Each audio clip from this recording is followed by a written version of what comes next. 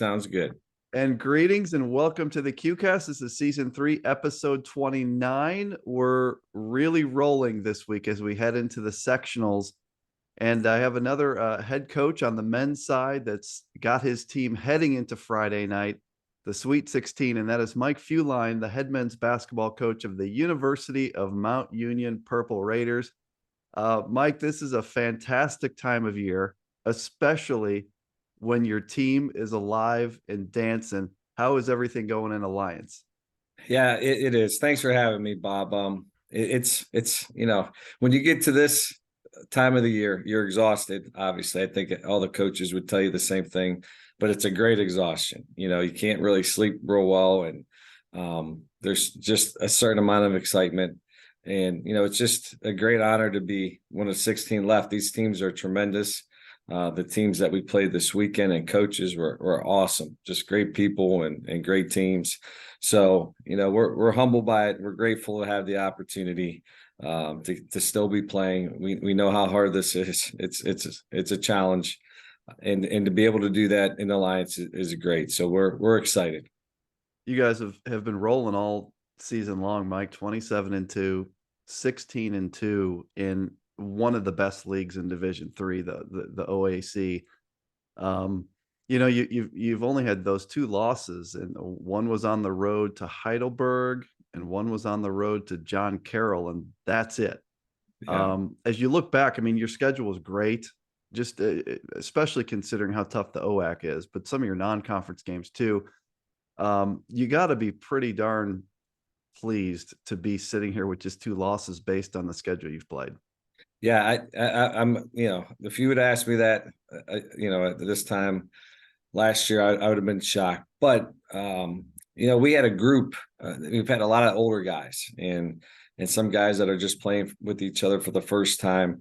Their ability to connect was a big factor. You kind of go in and a little nervous about it, but the preseason went well. You could tell the relationships that we're building. There was respect amongst them. And, as the season grew, Bob, honestly, it was okay. These guys talked about defense all the time, which is not really a usual thing. I mean, usually coaches are trying to pick and prod that, but all the time, and so that was just kind of listened. And that was kind of what we wanted to do this year. We wanted to be a great defensive team.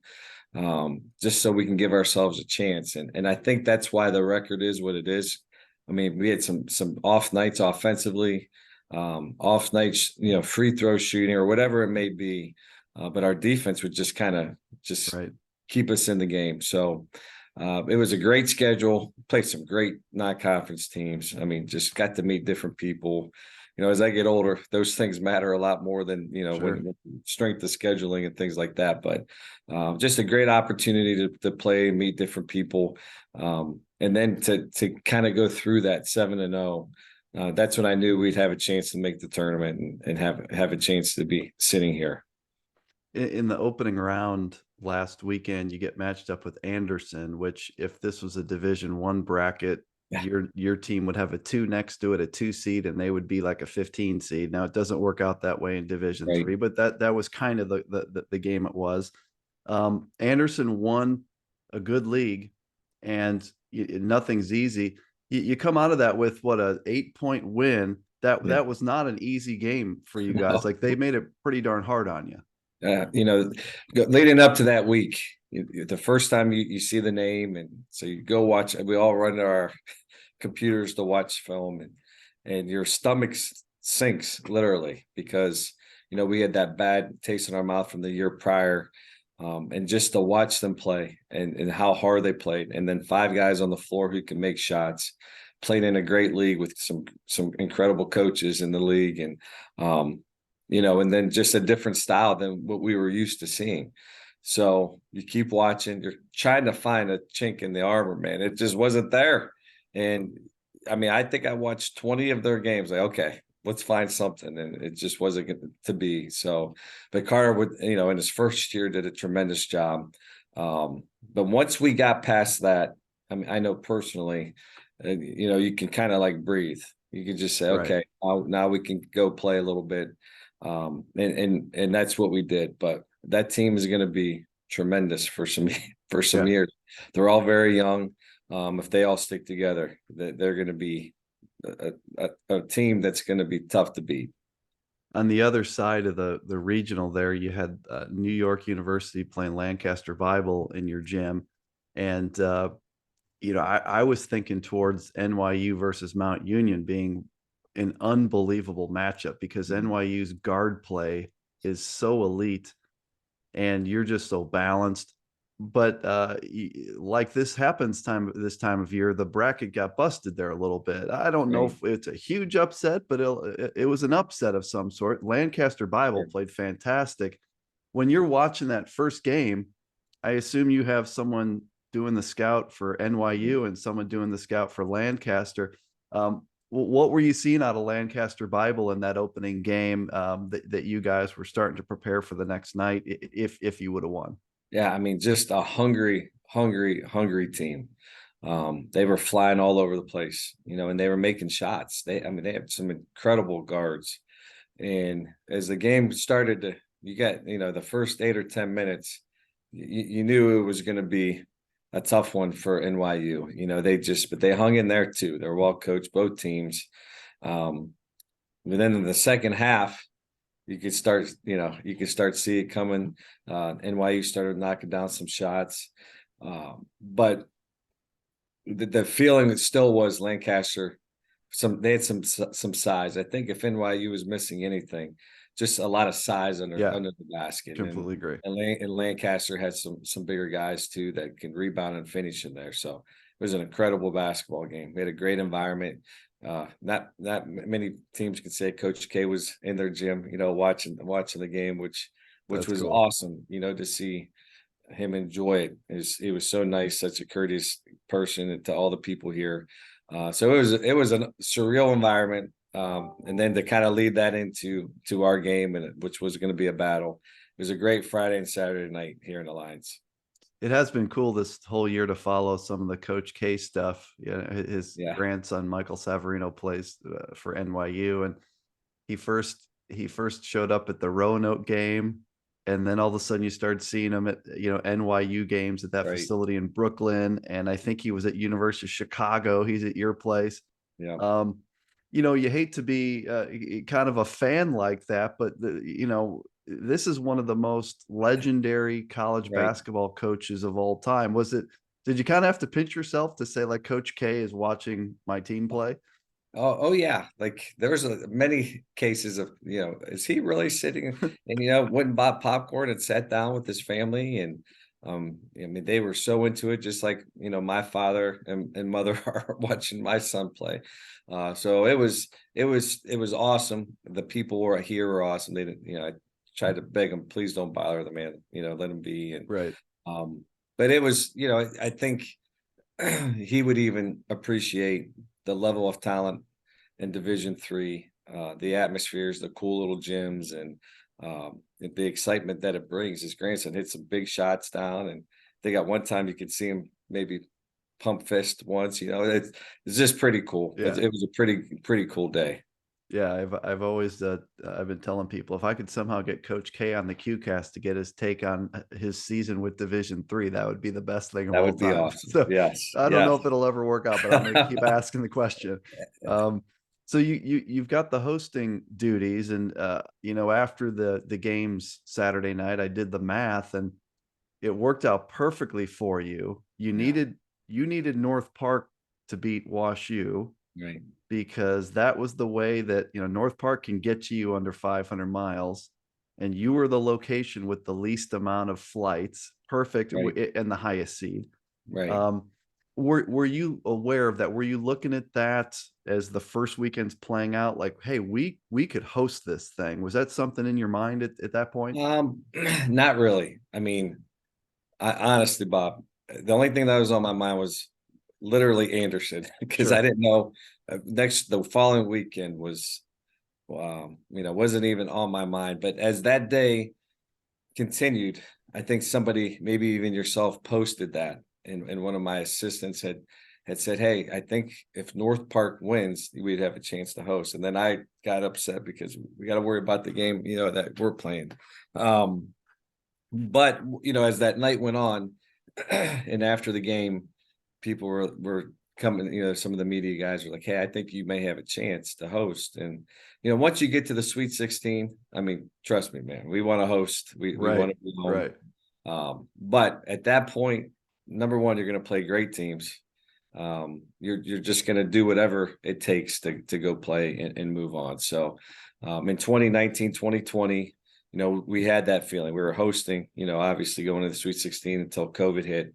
So we didn't have a chance to even experience that. So just the chance to experience the weekend here with only 4 sites is pretty awesome. And we're gonna try to be. I think if you would ask the teams last weekend, they all had a great experience. We have unbelievable people running our operation here, and it is going to rain. I kept looking at the weather. We are in Ohio, so it's going to rain on Friday, unfortunately. But the weather should hold off, pretty nicely. And hopefully, it's just a great time. It's a great time for the families and the players, and there's a lot to do. And the Hall of Fame is right down the street, so hopefully they enjoy the weekend. That makes a big difference when you do a great job hosting in terms of future. I was in Belton, Texas this weekend. I went down, drove what it was about 2 hours, 30 minutes to watch the Mary Hardin Baylor action on Friday night. And they did such a great job of hosting.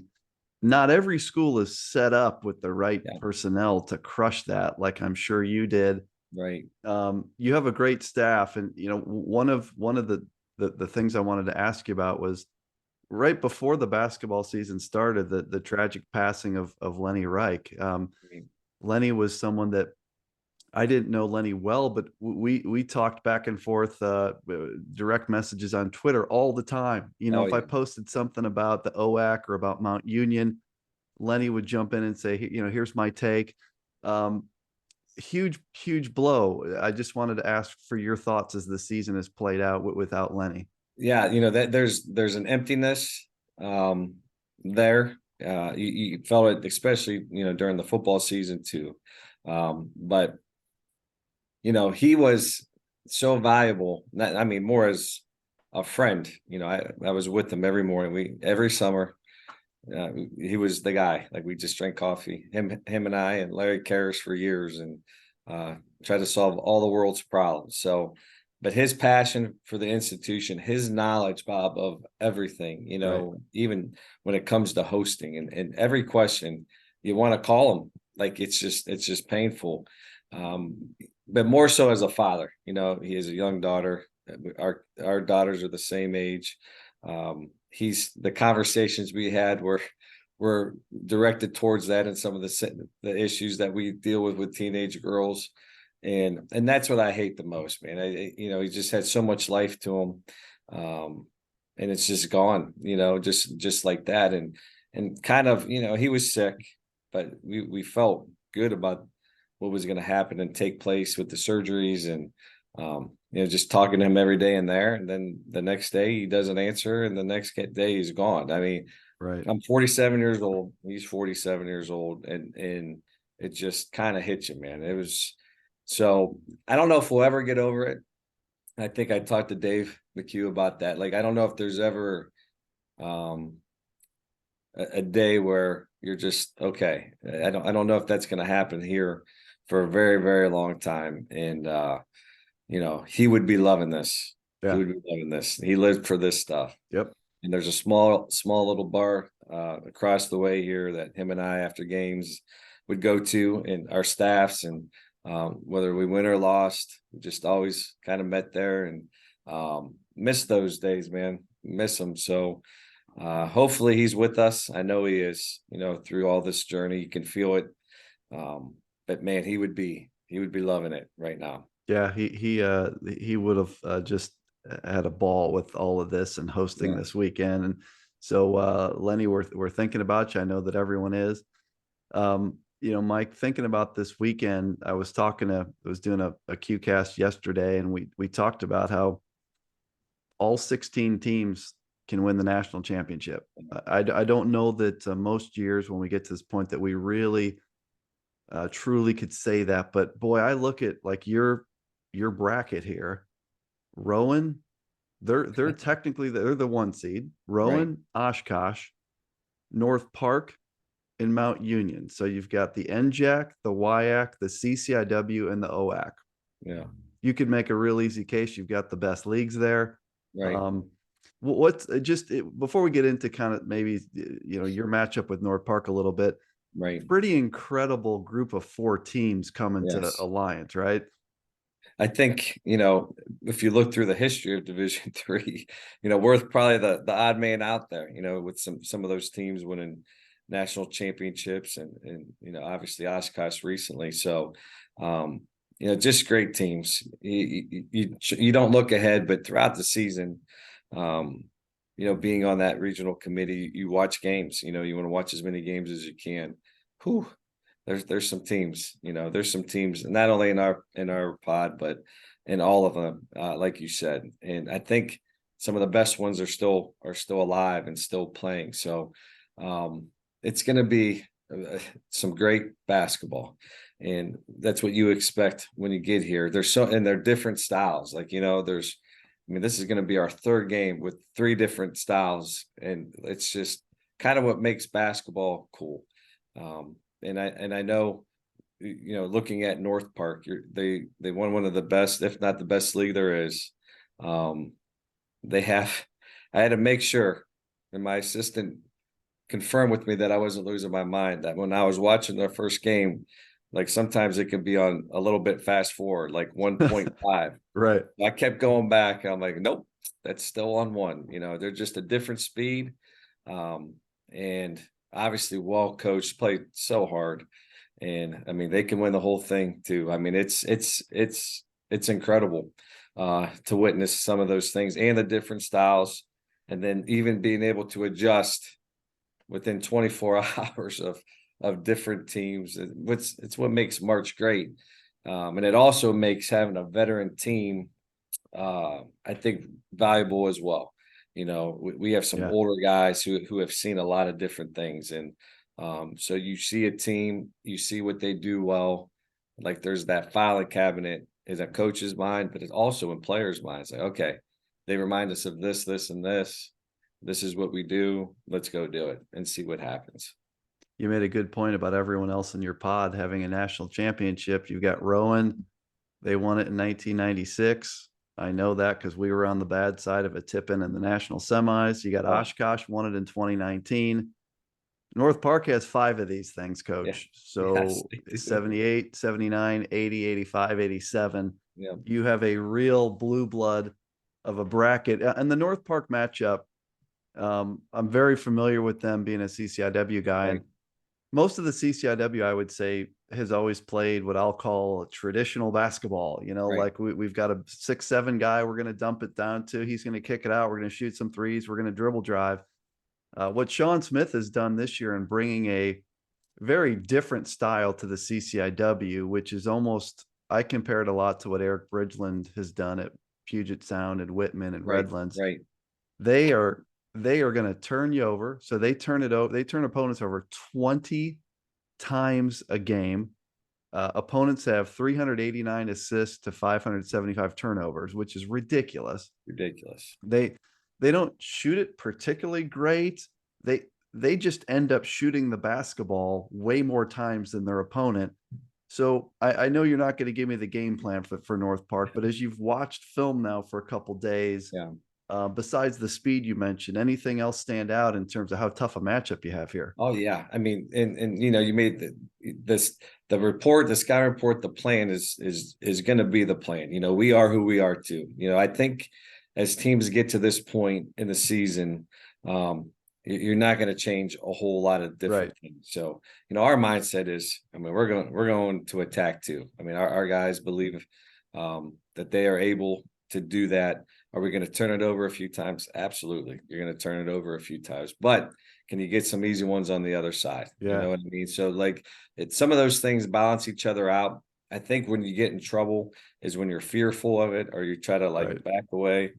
I'm fairly certain our guys aren't that team. I think they're just we're gonna go play, and that's either gonna be good enough, Bob, or it's not. Like that's just Right. who we are. It's gotten us, like you said, 27 wins. But they do make some big shots. Oh I yeah. think I think when they need a three, it seems like they hit one. Their guards are unbelievable. Some guards there, and even their bench is incredible too. So, and like you said, I mean, they're not doing that in like a small league. I mean, they're doing that against some unbelievable basketball They won teams. the CCIW I mean, conference tournament. Yeah. come on, man. Like, I mean, so that this isn't like this is real. This is like a real thing. So, but we're excited for that kind of challenge. We just ate together, and our guys watch all of the stuff on their own too. And I mean, they're excited to be playing, have a chance. They're excited to play a team like North Park, who I think is going to give us um, more than a challenge. I mean, like I said, I think they have the makeup as well to win like everything. They just play that different style. So we're going to be ready. We're not going to be scared, but we're going to definitely be ready. You ever when you play an up tempo team like that, let's say the extreme being playing like Grinnell or Greenville, Right. and North Park does not play anything remotely similar to that, but they're Sure. up tempo and they wear you out. Like I watched the WashU game, and at halftime, WashU was up 10. Everything looked good, no problem. It's amazing in the second half how tired WashU looked, Yeah. and how they just turned it over time and time again. Do you ever, when you're playing a different style, think about, I got to put an extra ball handler in my rotation? Or do you ever think about personnel differently? Or are you're who you are at this point? Your rotation's your rotation. Oh no, we definitely a team like this, an extra guard, an extra ball handler, even two, just to relieve some pressure, Yeah. off some guys. So, and instead of maybe taking a guy out, another guy's bringing it up the floor, and that guy gets to kind of run some offense. But yeah, you could tell, and especially in that WashU game, they're a team that feeds off of that emotion and that momentum, and we are too. I mean, that's Right. we hit a three, and all of a sudden we're ready to go. Our defense looks a little bit better. So there's a lot of similarities to it. That game, I'm telling you, either way, is coming down to the end. There's no lead that's going to be safe, and I don't know if any team's going to back away. That in my 12 years here, Bob, the best team that I've ever faced and been around was that Augustana team in I Yeah, think 2015. We played there in the Sweet 16, that's right. and uh, I mean, I was like almost obsessed with them, and how hard they played, and that team, and the coaches, How and well they read defended. the 100 emails back and forth, and me breaking every single thing down just to see what it took to. I mean, we were in that atmosphere and the crowd, and I mean, it was incredible. So you kind of get a little bit of that sense, just the toughness, how hard they may not, North Park may not be as big as those guards, and Right. were, but just the tempo and the feel of that game is what will remind me a little bit of Yeah. the Augustana game. But you talk about the best team. I mean, that team, and I know you've seen probably a lot better, through there, but it was incredible. It was an incredible learning experience for me. Yeah. But once you get to that level, just how really good you have to be. If you happen to get past North Park, then on the other side of it, Saturday night, you've got very contrasting teams. It's kind of like in your matchup. I think it's contrasting styles, and it's the Yeah, same way. Oshkosh is your traditional WIAC team with a stud five yeah, and a ton of size. The perimeter guys might be listed as 6'2" or 3, but they feel like they're 6'5". They are huge kids. They play tough. They shoot it. And then you've got Rowan that is extremely quick and talented. So won't ask you about those matchups, but you almost have to again, you have to scout both of those teams really oh yeah, carefully in the first game, because they're so different from each other, Rowan and Oshkosh, right? It's incredible. It is incredible. That'll be a fun game to watch. Yeah, I mean, so I think most of us will have assistants watching different teams, with the main focus obviously on Friday. But then, you're live scouting that game. You're getting a feel, and they're going to remind you of somebody. Now they may be better than that team they remind you of, or bigger or smaller, but it's going to remind you of, okay, again, that foul in your head, like, okay, this is reminds me of them. Right. And you just kind of go back to that, what you want to do, to have some success. So, but when you look at those two teams play, the size, the skill level, the skill level is incredible.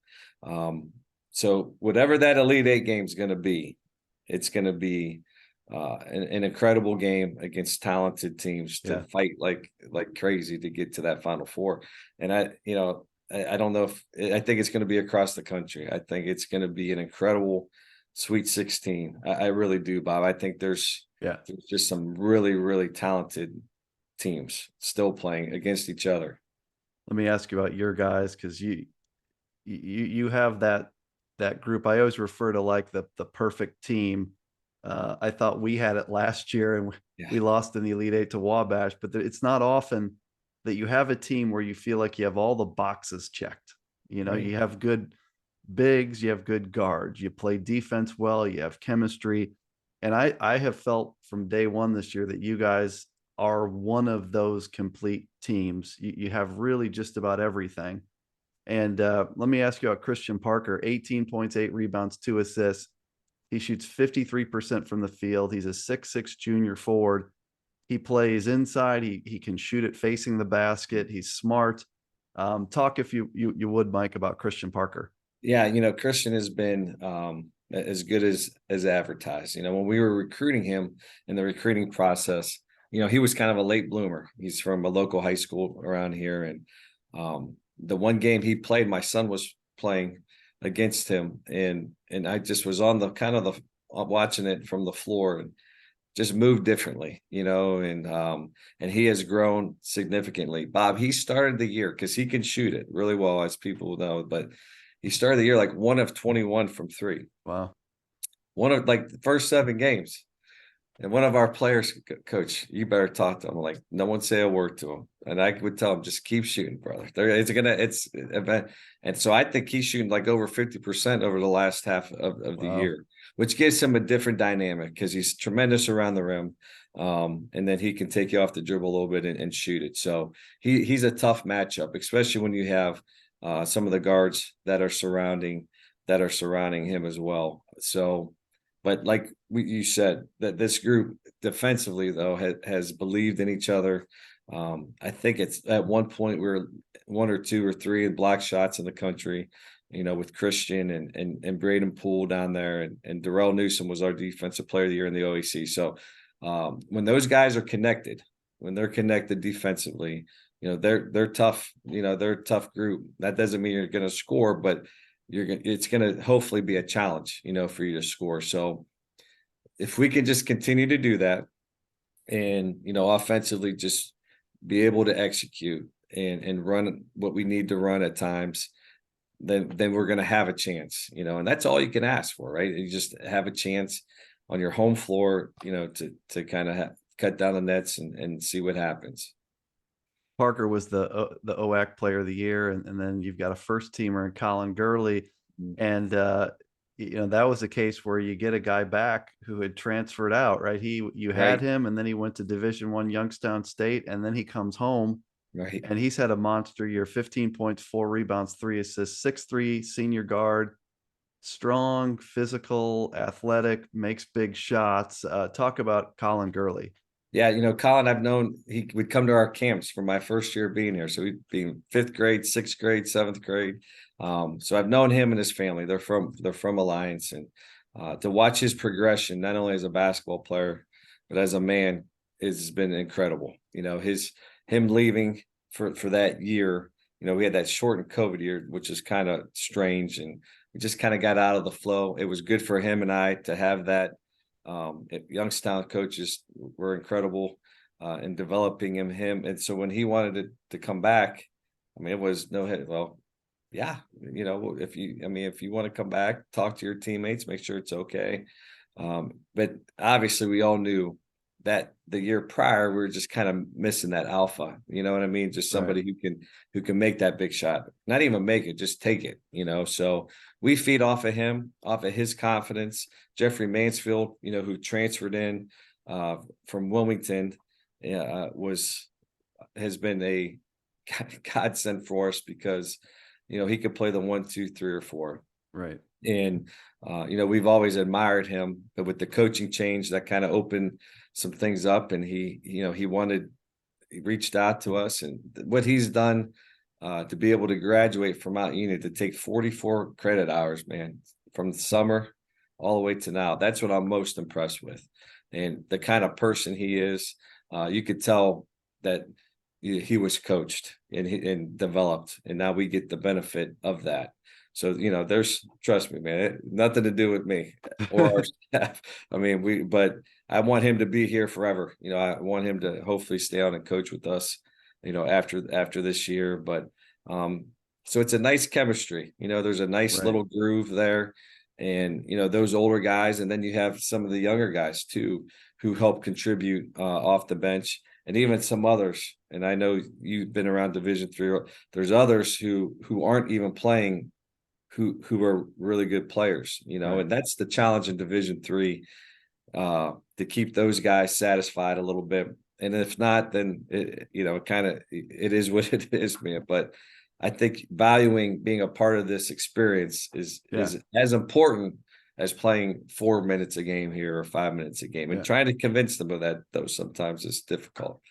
One other guy I want to ask you in a little more detail is Darrell Newsome. I think he's a little bit of a underrated guy, if it's possible. Any of these guys are underrated, but Right. he's your defensive player of the year in the OAC. He averages 11 points, 2 rebounds. He shoots the three at 48%, Yeah. which is crazy. Yeah. He shoots from the field 53%, 6'3", grad student forward.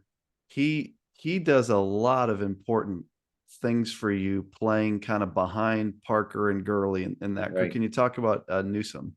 Well, the first thing I'll say about Darrell is one of the finest human beings on earth.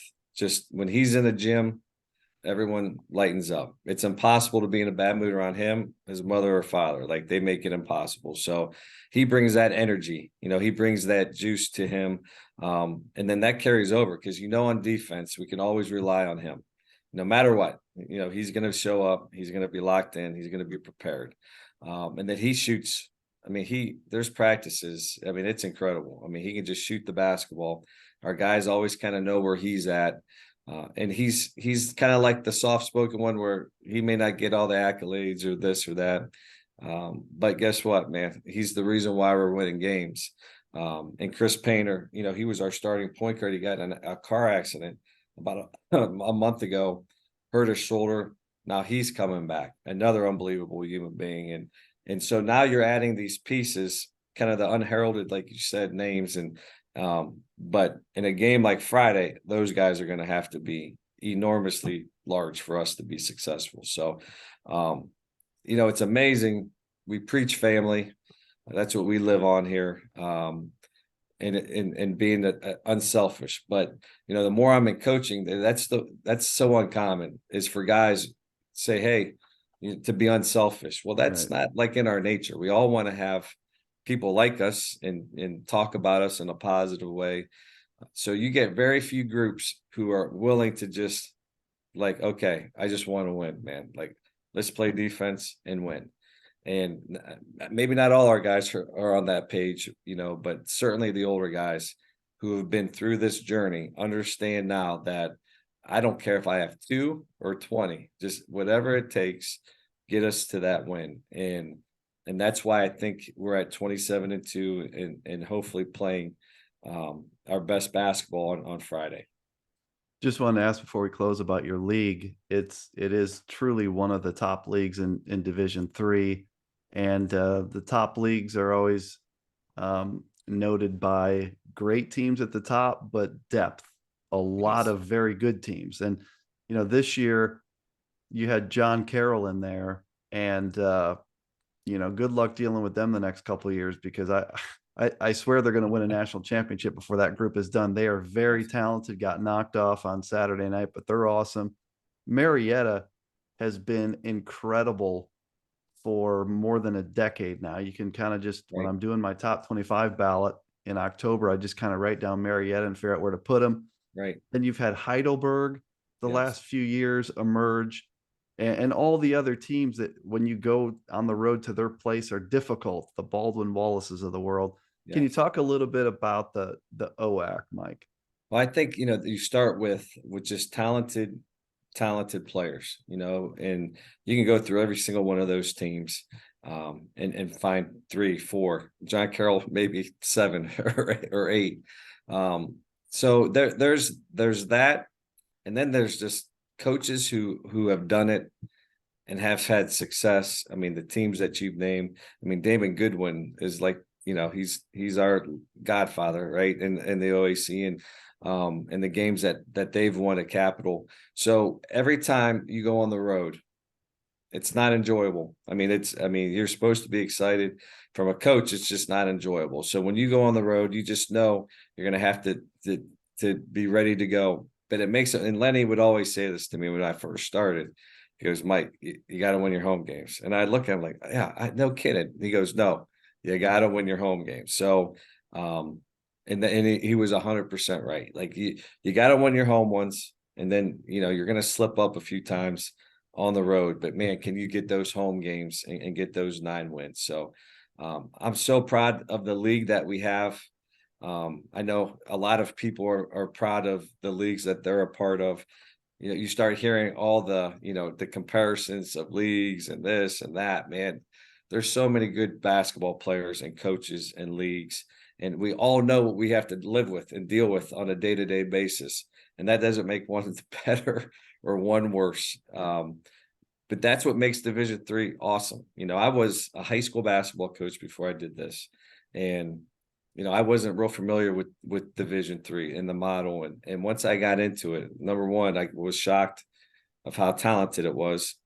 Number two, the coaching. I mean, my first 2 years, I mean, it was embarrassing. Like, you just had to learn. You had to learn what it took, and learn as a coach to evolve. But when you start looking at the different leagues, man, I'll always go back to the Augustana game. And, in all my years, if I do this 5 more years or 20 more years, like that, the thought of going home on that bus, like, I needed that. That's what it looks like. You understand what I'm Right. saying? Like, Yeah. sometimes you just need to see and feel that. And that was huge for our program. So, as proud as I am of our league, the leagues that are represented this weekend should all feel the same. Should feel proud as well, because it's just such a journey, man. It's such a journey and a battle to get through, especially on the road. Completely agree, and I'm looking forward to watching all these games this weekend.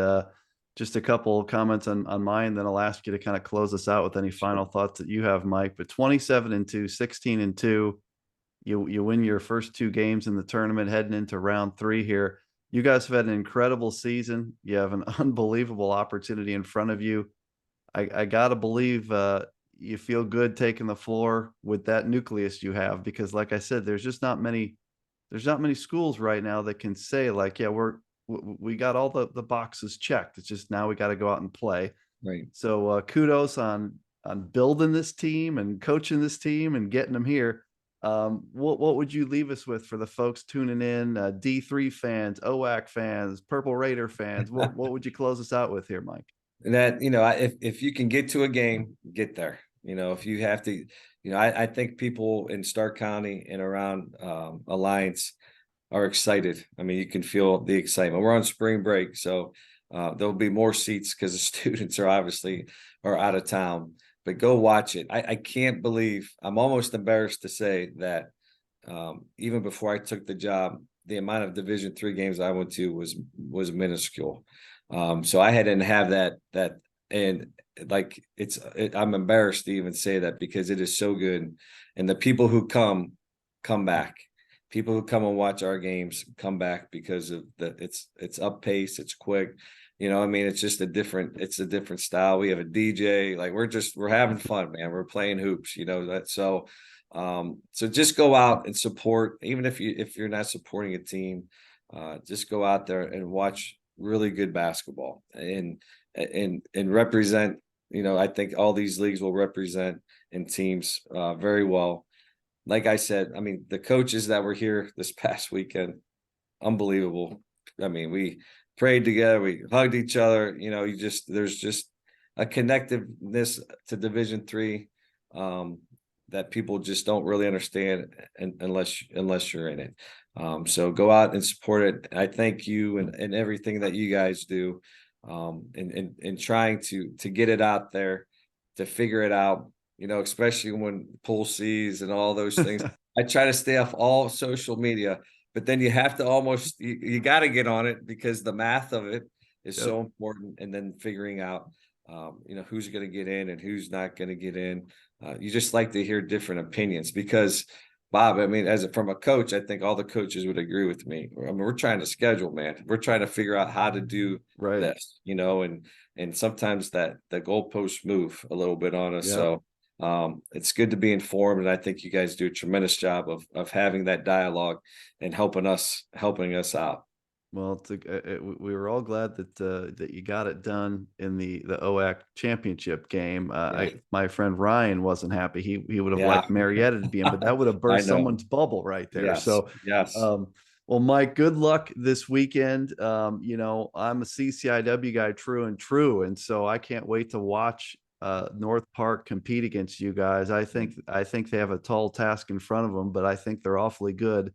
Yes, and I think they're going to give you a little trouble, and they're going to make a game of that thing. So, beyond a game, buddy, it's going to be a war. Good luck to you the rest of the way. I'll be in Fort Wayne. Would love to see you and the Purple Raiders there, and really wish you the best of luck, Mike. Good luck this weekend. Okay. I appreciate you having me on, Bob. I really do. You. Thank you.